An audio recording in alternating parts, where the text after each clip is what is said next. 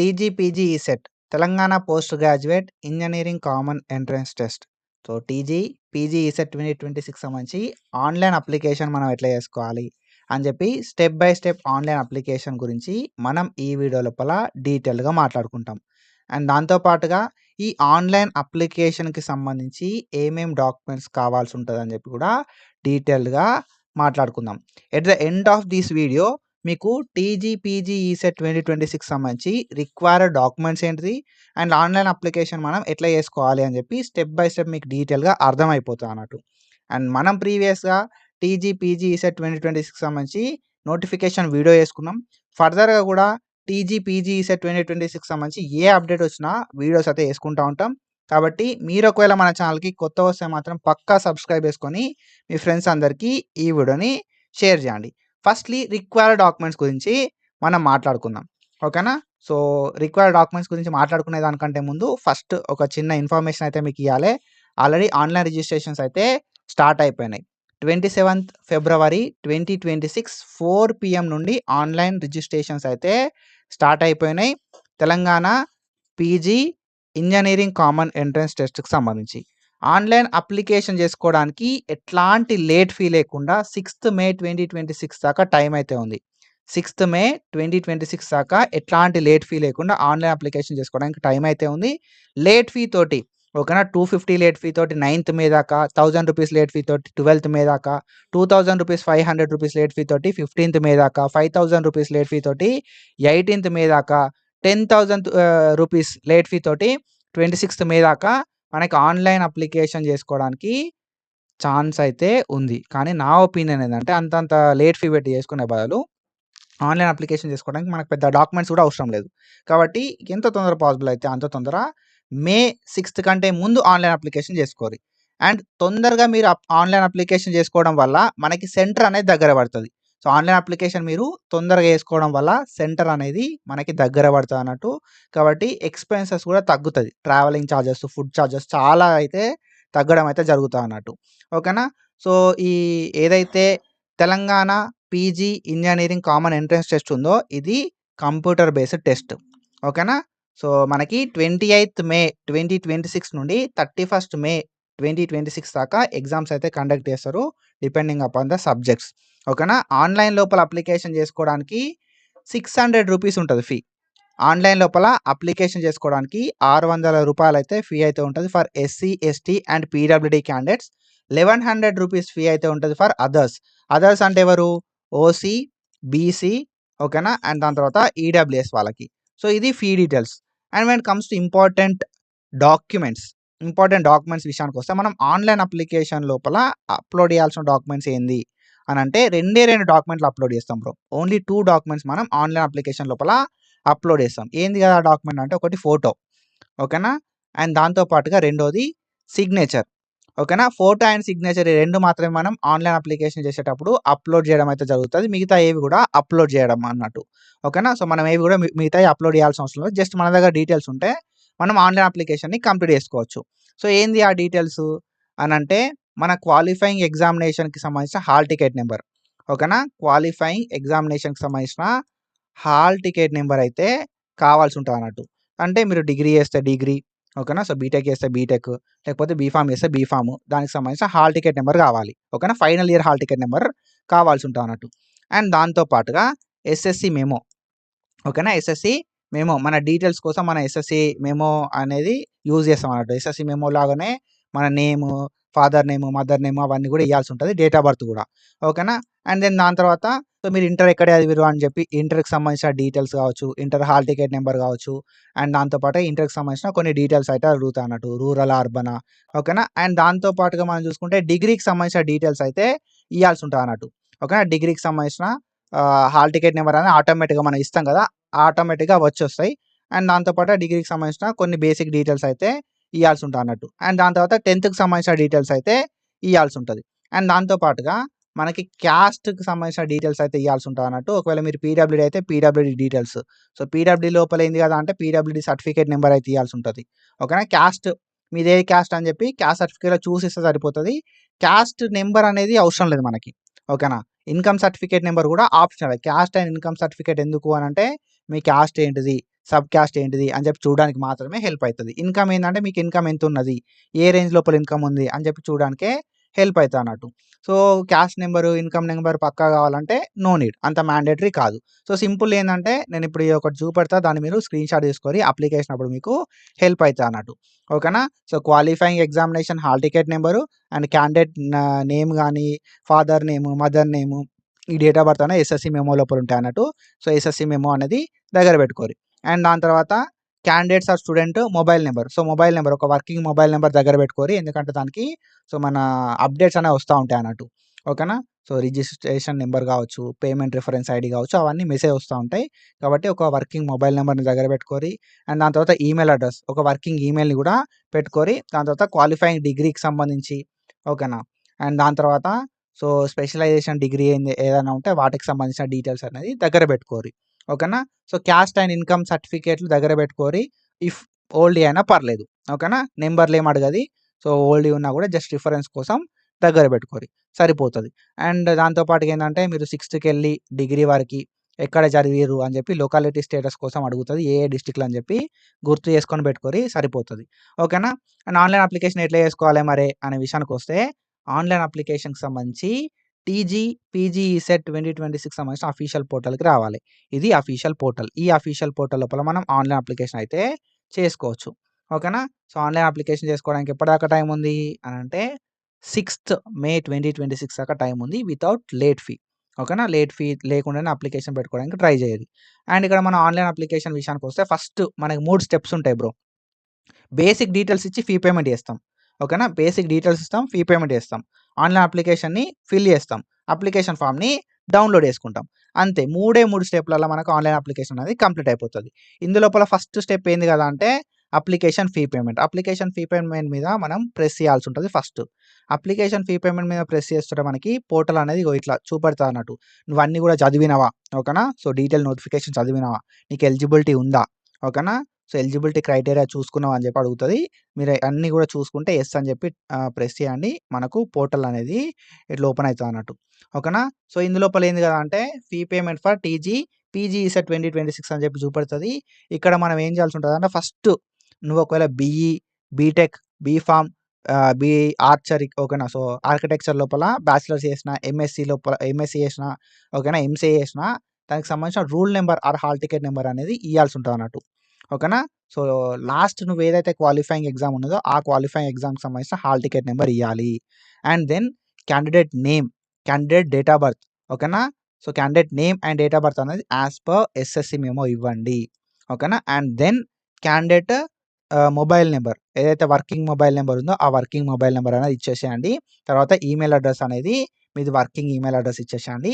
Then దాని తర్వాత మీ కేటగిరీని select చేసుకోరి. OC, BCA, BCB, ఓసీయా, లేకపోతే బీసీ లోపల సబ్ కేటగిరీసా, ఏబీసీడీ, లేకపోతే ఈనా, లేకపోతే ఎస్సీ లోపల గ్రూప్ 1, గ్రూప్ 2, గ్రూప్ 3నా, లేకపోతే ఎస్టీనా, మీ కేటగిరీ అనేది మీరు సెలెక్ట్ చేసుకోరి. డిపెండింగ్ అపాన్ యువర్ కేటగిరీ మనకు ఫీ అనేది ఉంటది. As we discussed earlier, OC, బీసీలకు ఎంత 1100 ఫీ అయితే ఉంటదన్నట్టు. ఓకేనా. ఎస్సీ, ఎస్టీ, పీడబ్ల్యూడీకి 600 ఫీ అయితే ఉంటదన్నట్టు. ఓకేనా. సో మీరు మీ కేటగిరీని ప్రాపర్‌గా సెలెక్ట్ చేసుకోవాల్సి ఉంటది.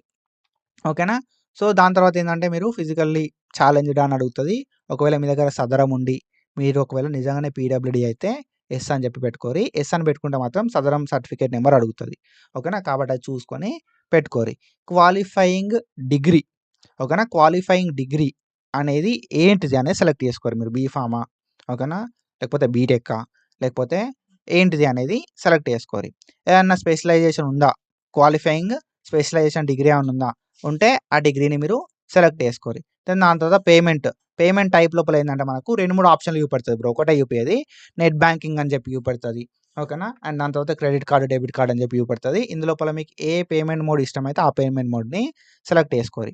అండ్ ఏవైతే ఇప్పుడు మీరు ఈ పేమెంట్ డీటెయిల్స్ ఫామ్ ఉన్నదో ఇవి ఏ డీటెయిల్స్ కూడా ఎడిట్ కావు. ఇవన్నీ కూడా నాన్ ఎడిటబుల్. ఓకేనా. ఎడిటింగ్ కరెక్షన్ విండో ఓపెన్ అయినా కూడా ఇవి ఎడిట్ కావన్నట్టు. కాబట్టి ఏందంటే ప్రాపర్‌గా ఈ డీటెయిల్స్‌ని ఇచ్చేసేయండి. ఓకేనా. ఈ డీటెయిల్స్‌ని ప్రాపర్‌గా ఇయ్యాల్సి ఉంటదన్నట్టు. ఇచ్చిన తర్వాత కింద ఇక్కడ ఒక టిక్ మార్క్ పెట్టి ప్రొసీడ్ ఫర్ పేమెంట్ అని చెప్పి ప్రెస్ చేయాల్సి ఉంటదన్నట్టు. ఓకేనా. So depending upon the data you gave, ఓకేనా, నువ్వు ఏ డీటెయిల్స్ ఇచ్చినావు అనే దాన్ని బట్టి నీకేంది కదా అంటే పేమెంట్ అనేది చూపెడతా అన్నట్టు. ఓకేనా. సో, నువ్వు సెలెక్ట్ చేసుకున్న కేటగిరీని బట్టి మనకేంది కాదంటే ఇక్కడ పేమెంట్ అనేది చూపెడతది. సో, పేమెంట్ అనేది చూపెట్టిన తర్వాత ప్రొసీడ్ ఫర్ పేమెంట్ అని చెప్పి కొట్టుడుతోటే మనకి కొత్త పోర్టల్ అయితే ఓపెన్ అయితది. ఓకేనా. ఇట్లా మనకి ఒక పోర్టల్ అనేది ఓపెన్ అయితది. మీరు క్రెడిట్ కార్డ్ అయితే క్రెడిట్ కార్డ్, డెబిట్ కార్డ్ అయితే డెబిట్ కార్డ్, నెట్ బ్యాంకింగ్ అయితే నెట్ బ్యాంకింగ్‌కి సంబంధించిన పోర్టల్ అనేది ఓపెన్ అయితది. ఆ పోర్టల్ లోపల మన డీటెయిల్స్ ఇయ్యాలే.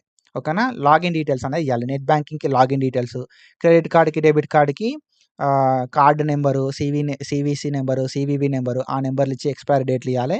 తర్వాత ఓటీపీలు వస్తే ఓటీపీ ఎంట్రీ చేసి పేమెంట్ అనేది కంప్లీట్ చేసుకోవాల్సి ఉంటది బ్రో.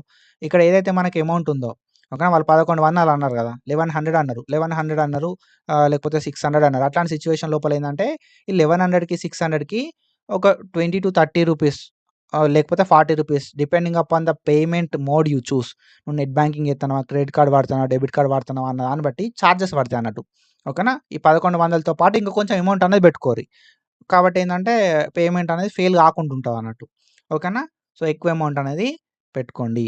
అండ్ దెన్ దాని తర్వాత మనం చూసుకుంటే పేమెంట్ అనేది కంప్లీట్ అయిన తర్వాత యువర్ పేమెంట్ డన్ సక్సెస్‌ఫుల్లీ అని చెప్పి మనకొక రిఫరెన్స్ ఐడీ వస్తది.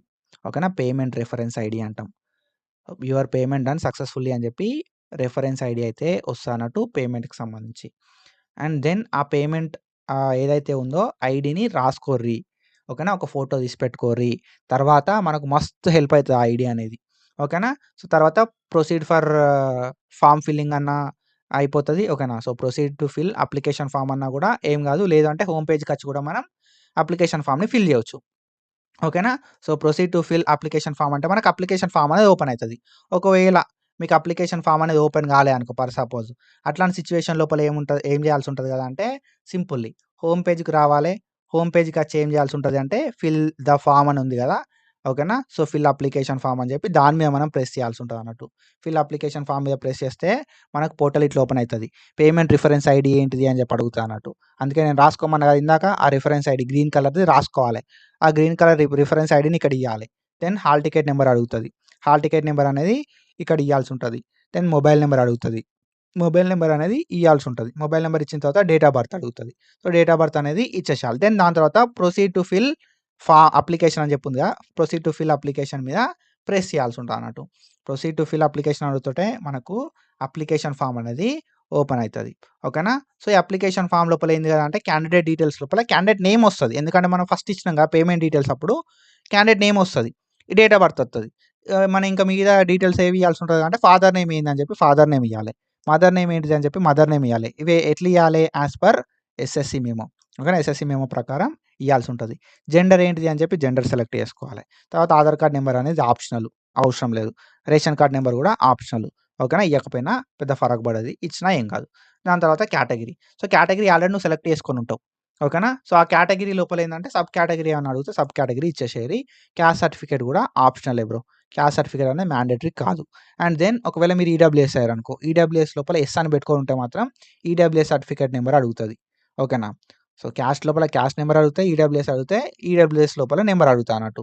సో, క్యాస్ట్ అనేది నువ్వు పెట్టకపోతే ఆప్షనల్‌గా క్యాస్ట్ అనేది ఓసీ ఉన్నదనుకో, ఓసీ లోపల నార్మల్‌గా నువ్వు ఈడబ్ల్యూఎస్ సెలెక్ట్ చేసుకుంటే మాత్రం క్యాస్ట్‌ది ఈడబ్ల్యూఎస్ నంబర్ అడుగుతాదన్నట్టు. నువ్వు వేరే ఏ క్యాస్ట్ సెలెక్ట్ చేసుకున్నా క్యాస్ట్ నంబర్ అడుగుతది. ఓకేనా.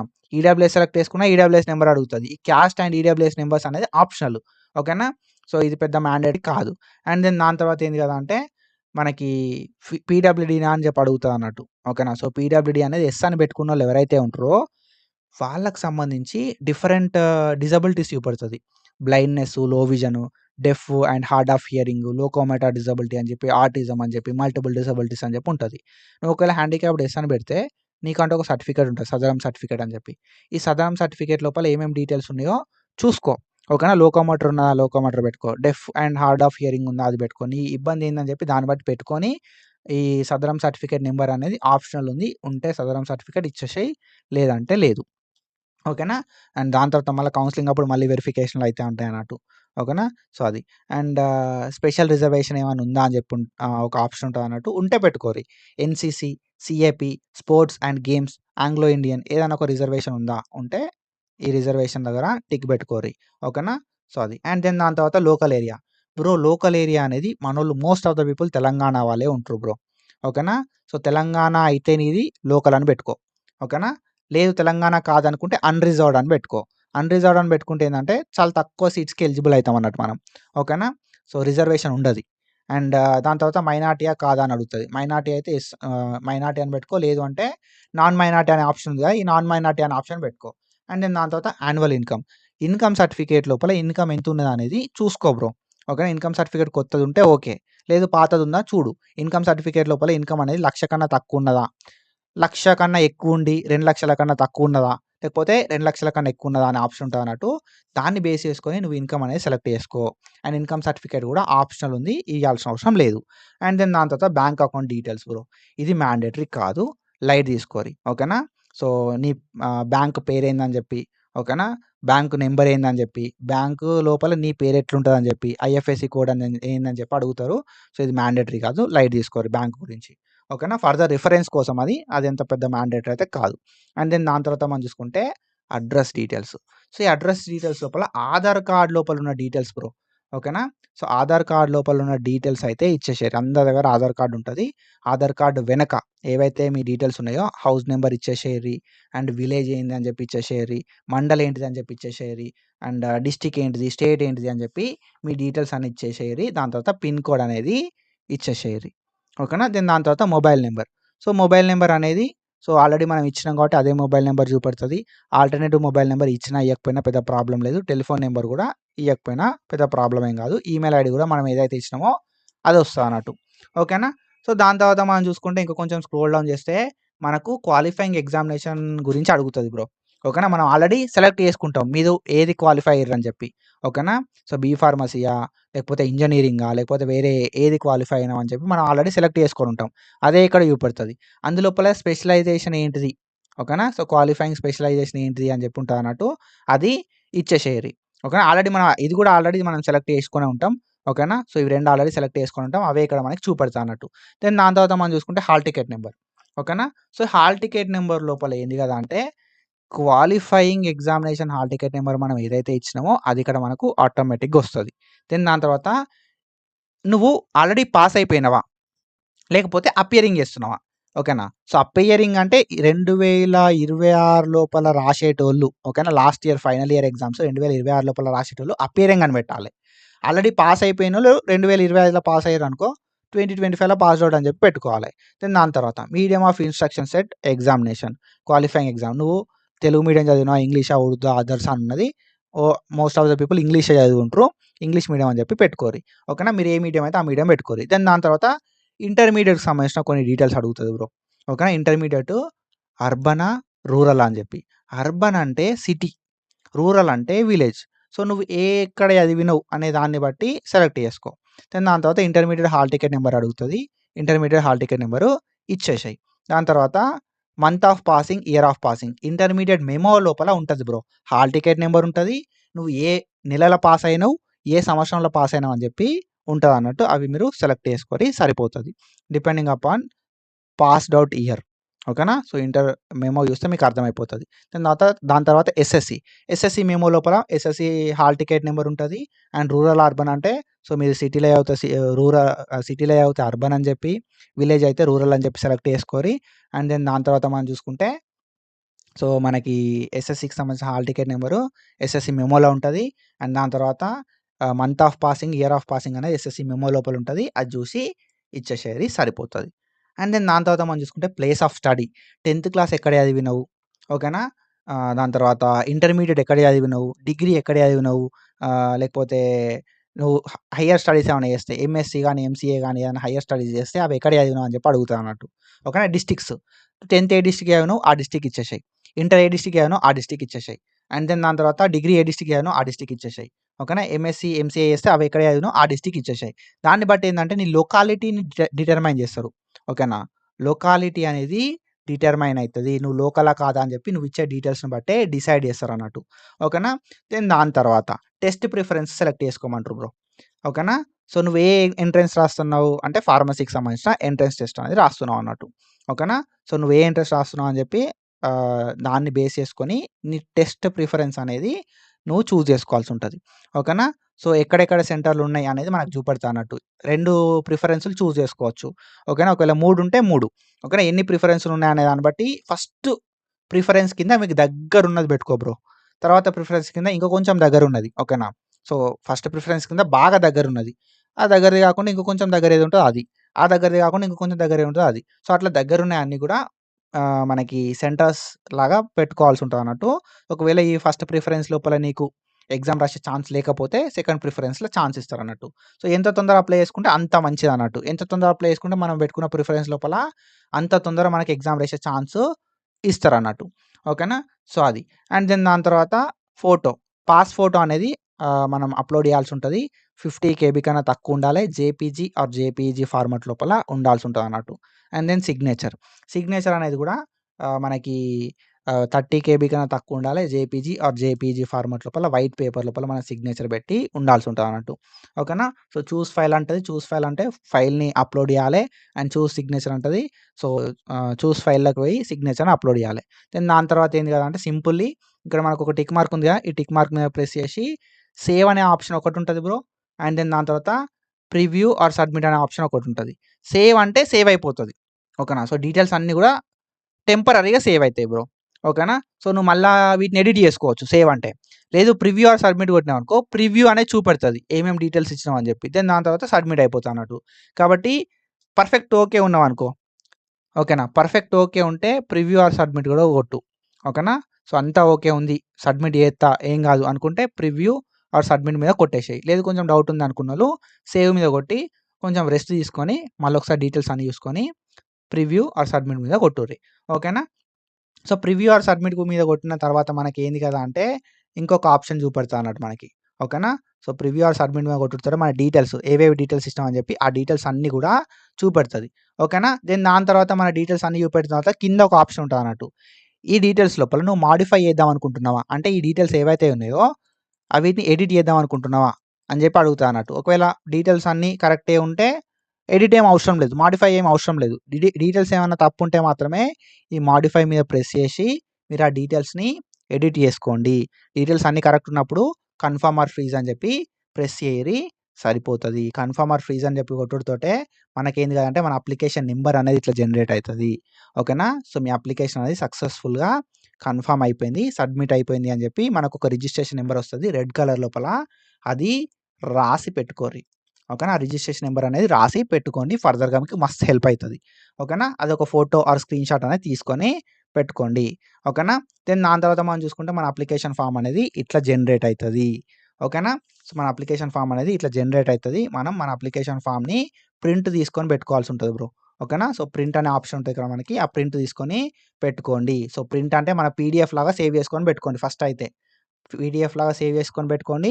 ప్రింట్ తీసుకున్నా కూడా పర్లేదు. మీరే అప్లికేషన్ చేసుకుంటా అనుకున్నోళ్ళు ప్రింట్ మీద ప్రెస్ చేస్తారు కదా! ప్రింట్ మీద ప్రెస్ చేసి మనకు ఓకేనా? సో, ప్రింట్ మీద ప్రెస్ చేసి డిజిటల్ కాపీలాగా సేవ్ చేసి పెట్టుకోర్రి. మీరే అప్లికేషన్ పెట్టుకున్నారు. ఇంటర్నెట్ సెంటర్‌లో అప్లై చేసుకున్నారనుకో ఫర్ సపోజ్ వాళ్ళని ప్రింట్ అనేది తీసి ఇవ్వమనండి. మనకు ఫర్దర్‌గా ఇట్లాంటి ప్రాబ్లమ్ అనేది కాదన్నట్టు. ఓకేనా? ఒకవేళ ఇన్ కేస్ ఓకేనా మీ పేమెంట్ కాకపోయినా ఫర్ సపోజ్ మీకు పేమెంట్ కాలే అనుకో. సో, పేమెంట్ అయ్యింది. మనకి ఎట్లాంటి రెస్పాన్స్ లేకపోతే మన పేమెంట్ స్టేటస్‌ని కూడా మనం నో యువర్ పేమెంట్ స్టేటస్‌కెళ్ళి చెక్ చేసుకోవచ్చు. ఓకేనా? రిఫరెన్స్ ఐడీ రాకపోయినా ఓకేనా? రిఫరెన్స్ ఐడీ మీ దగ్గర లేదనుకో అట్లాంటి సిట్యుయేషన్ లోపల మనం నో యువర్ పేమెంట్ స్టేటస్‌కెళ్ళి మనం మన రిఫరెన్స్ ఐడీని తెలుసుకోవచ్చన్నట్టు. ఓకేనా? ఇట్లా మన హాల్ టికెట్ నంబర్ ఇచ్చి, మన మొబైల్ నంబర్ ఇచ్చి మనం పేమెంట్ స్టేటస్ అనేది చెక్ చేసుకోవచ్చు. ఓకేనా? సో, పేమెంట్ స్టేటస్ అనేది అయిందా? కాలేదా? సక్సెస్ ఉన్నదా? పెండింగ్ ఉన్నదా? లేకపోతే ఫెయిల్ అయిందా అనేది మనకు కనబడతదన్నట్టు. ఓకేనా? మన ఎగ్జామినేషన్ హాల్ టికెట్ నంబర్ ఇచ్చి, మొబైల్ నంబర్ ఇచ్చి చెక్ పేమెంట్ స్టేటస్ అనుడుతోటే మన పేమెంట్ రిఫరెన్స్ ఐడీ వస్తది. ఓకేనా? ఈ ఐడీ తోటి మనం మన అప్లికేషన్ ఫార్మ్‌ని ఫిల్ చేసుకోవడానికి ఛాన్స్ ఉంటది. అండ్ దాంతో పాటుగా ఫెయిల్ అయిందా? సక్సెస్ అయిందా? అనేది కూడా చూపెడతదన్నట్టు. ఓకేనా? అది. అండ్ దెన్ దాని తర్వాత ఒకవేళ మన అప్లికేషన్ ఫార్మ్ అంతా ఫిల్ అయిపోయిన తర్వాత అప్లికేషన్ ఫార్మ్ అనేది డౌన్‌లోడ్ చేసుకోవడానికి రాలేదు. ఓకేనా? రిఫ్రెష్ అయిపోయింది అన్నప్పుడు ఏం చేయాలంటే సింపుల్లీ ఏం లేదు. ఇది ఉంది కదా! ఇక్కడికొచ్చి మనకు కింద ఓకేనా? సో, కిందేందంటే print your filled application form అని ఉంది కదా! దాని మీద మనం ప్రెస్ చేయాలి. Print your filled application form అంటే మనకి సో, ఇట్లా పోర్టల్ ఓపెన్ అయితది. మన రిజిస్ట్రేషన్ నంబర్ అడుగుతది. ఓకేనా? మన పేమెంట్ రిఫరెన్స్ ఐడీ అడుగుతది. ఓకేనా? దెన్ దాని తర్వాత qualifying examination hall ticket number అడుగుతది. మొబైల్ నంబర్ అడుగుతది. డేట్ ఆఫ్ బర్త్ అడుగుతది. సో, అన్నీ మన దగ్గర ఉంటాయి. ఒకవేళ మన రిజిస్ట్రేషన్ నెంబర్ మన దగ్గర లేకపోతే ఏం చేయాలంటే సింపుల్లీ మనకిక్కడ ఏందంటే నో యువర్ రిజిస్ట్రేషన్ నెంబర్ అని ఉంది కదా! నో యువర్ రిజిస్ట్రేషన్ నెంబర్ మీద ప్రెస్ చేసి మన పేమెంట్ రిఫరెన్స్ ఐడీ, మన మొబైల్ నంబర్, మన డేట్ ఆఫ్ బర్త్ ఇచ్చి మనం మన ఏదైతే రిజిస్ట్రేషన్ నెంబర్ ఉందో ఈ రిజిస్ట్రేషన్ నెంబర్‌ని తెలుసుకోవాల్సి ఉంటదన్నట్టు. రిజిస్ట్రేషన్ నెంబర్‌ని కొట్టడంతోటే సో, మన రిజిస్ట్రేషన్ నెంబర్‌నిచ్చి, మన పేమెంట్ రిఫరెన్స్ ఐడీనిచ్చి, హాల్ టికెట్ నంబర్‌నిచ్చి, మొబైల్ నంబర్‌నిచ్చి, డేట్ ఆఫ్ బర్త్‌నిచ్చి, గెట్ డీటెయిల్స్ అనుడుతోటే మన డీటెయిల్స్ అనేది ఓపెన్ అయిపోతాయి బ్రో. ఓకేనా? సో, మన అప్లికేషన్ అనేది ఇట్లా ఓపెన్ అయితది. సో, మన అప్లికేషన్ అనేది సో, దీన్ని ప్రింట్ అనేది తీసి పెట్టుకోవాలి. లేదంటే పీడీఎఫ్ లోపల సేవ్ చేసి పెట్టుకోవాలి బ్రో. ఓకేనా? సో, ఇందులోపల మన డీటెయిల్స్ అన్నీ ఇస్తారు. మనం ఏమేమి డీటెయిల్స్ ఇచ్చినా ప్రతీది కూడా డీటెయిల్స్ ఉంటాయన్నట్టు. మన సెంటర్ ప్రిఫరెన్స్ లోపల ఏ ప్రిఫరెన్స్ పెట్టినామని చెప్పి కూడా డీటెయిల్‌గా ఇందులోపల ఇవ్వడం అయితే జరుగుతదన్నట్టు. సో, ఇది బ్రో ఇన్ఫర్మేషన్. ఐ హోప్ మీ అందరికీ క్లియర్ కట్‌గా అర్థమైంది అని చెప్పి నేనైతే అనుకుంటున్నా. సో, ఇంకేమైనా డౌట్స్ ఉంటే కింద కామెంట్ సెక్షన్ లోపల కామెంట్ జేయరి. ఇట్లాంటి ఇన్ఫర్మేషన్ అప్డేట్స్ కోసం మన ఛానెల్‌ని ఫాలో అవ్వండి. ఫర్దర్‌గా Telangana post graduate engineering common entrance టెస్ట్‌కి సంబంధించి ఫర్దర్‌గా చాలా వీడియోస్ చేసుకుందాం మనం. ఏ అప్డేట్ వచ్చినా నేను వీడియో అయితే చేస్తా. That's it for today. Follow for more content and thank you so much. Signing off.